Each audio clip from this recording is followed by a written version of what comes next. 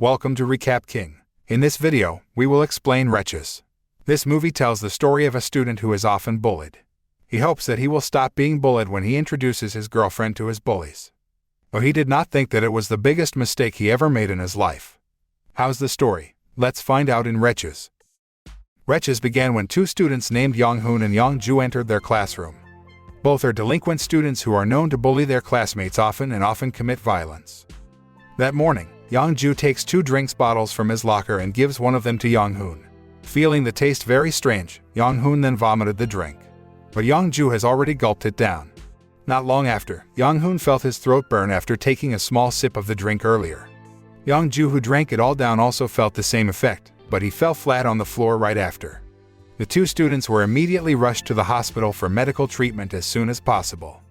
It turned out that the drink had been mixed with pesticide poison by someone. Young-ju then has to undergo intensive treatment at the hospital due to severe poisoning. The scene then switches to showing a police detective named Kang who comes to the school to investigate the attempted murder of Young-ju and Young-hoon. On the other hand, Young-hoon, who has returned to school after the poisoning incident, tries to intimidate a student named Jae-young. Young-hoon tells Jae-young to buy food for him. Because he often gets beat up and always being bullied, Jae-young can only obey their orders rather than being beaten up. Young-ju and Young-hoon even often beat up Seung-woo, who is Jae-young's best friend.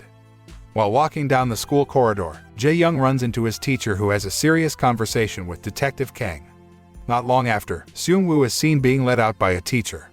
After conducting an investigation, Detective Kang can finally uncover the mastermind behind the attempted murder case, which is none other than Seung-woo. Based on the facts found, Seung-woo is proven to have put a drink bottle that has been mixed with pesticides into Young-ju's locker when the school was deserted and no one was there.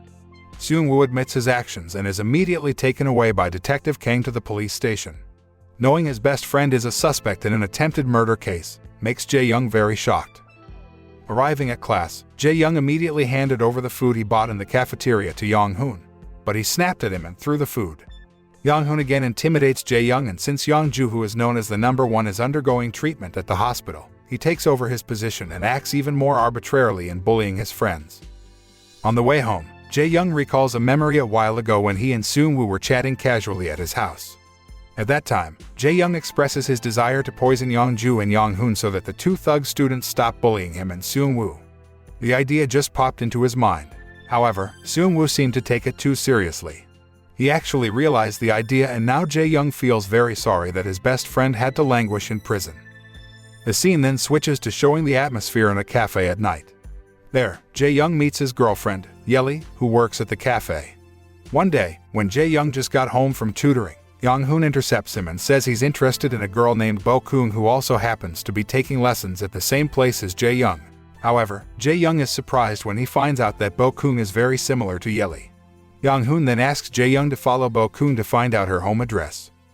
The next day, Jae-young begins to follow Bo-koon to find out where she lives. However, he loses track of Bo-koon as he passes through several small winding alleys. Because of his negligence, he also had to accept the consequences by being severely beaten by Young-hoon. Jae-young begs Young-hoon to stop beating him and promises to get Bo-koon's home address soon. Before long, Jae-young finally manages to follow Bo-koon unnoticed and finds her place to live. He then tells Young-hoon the address of Bo-koon's house, but he doesn't believe it and tells Jae-young to go there and steal Bo-koon's underwear to prove it.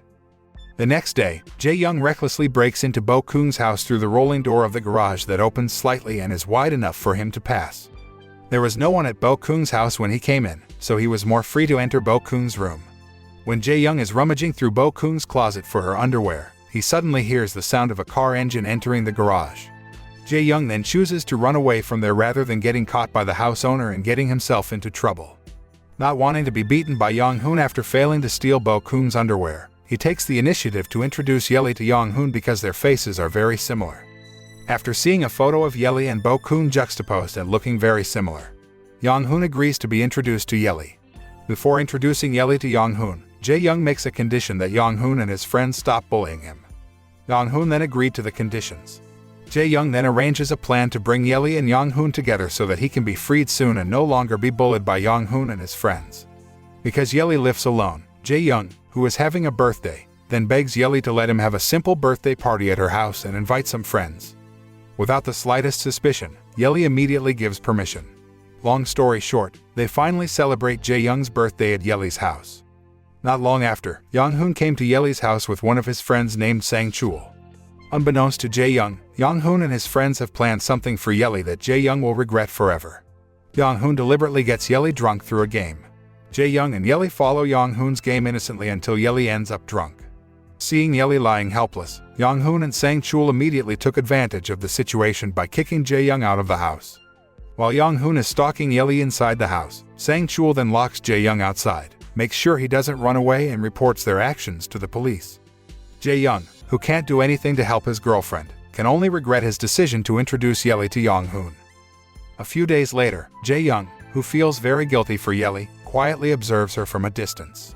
The joy and smile that always blooms has faded on Yeli's beautiful face and is now replaced with a blank look and a sad expression because of the trauma so deep after the tragic events she experienced. When their eyes meet, at once, Yeli goes into a severe shock that makes her cry hysterically incessantly. Jae-young feels unbearable pain in his heart when he sees the girl he loves have to go through all those bad things and is hurt so deeply because of his mistakes. Not long after, Detective Kang comes to Jae-young to ask about Yeli, reported missing by her parents. Jae-young, considered Yeli's closest person, can only say that he doesn't know anything about Yeli's whereabouts.